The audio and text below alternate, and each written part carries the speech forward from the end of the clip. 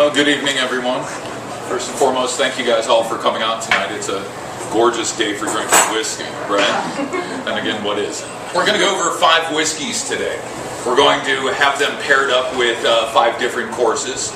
We have worked with the chef here in order to get an optimal flavor profile between the whiskey and the food. What I recommend, when you get the food, take a small sip of whatever whiskey we're talking about.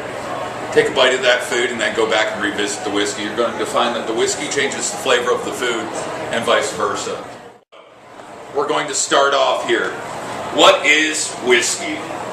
According to the sign up there, whiskey is a spirit distilled from malt grains, especially barley and rye, aged in barrels.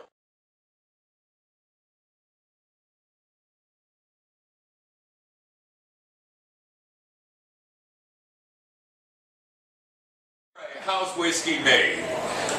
Whiskey, real simple process. We have to remember, this is something that people have been making for centuries. People without modern technology. Sure, nowadays we have supercomputers to measure the amounts of everything, but back in the day, things weren't so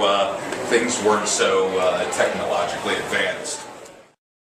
Being the dates, the first whiskey that you're going to sample here is Old Forester. Old Forester is 72% corn, 18% rye, the rest is barley.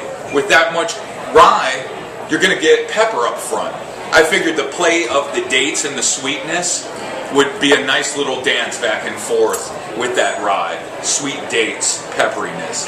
And then you have the meatiness from the bacon. If something's going to cut through it, it's that rye count. So, while you enjoy that, I'm going to tell you a little bit about Old Forester.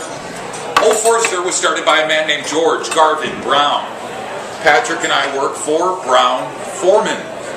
This whiskey started the company that now owns Jack Daniels, Woodford, Herradura and El Jimador tequilas, Sonoma-Cutrer wine, Southern Comfort, Tawaka Italian liqueur. I think there's something like Chambord. I think there's like 20-some titles.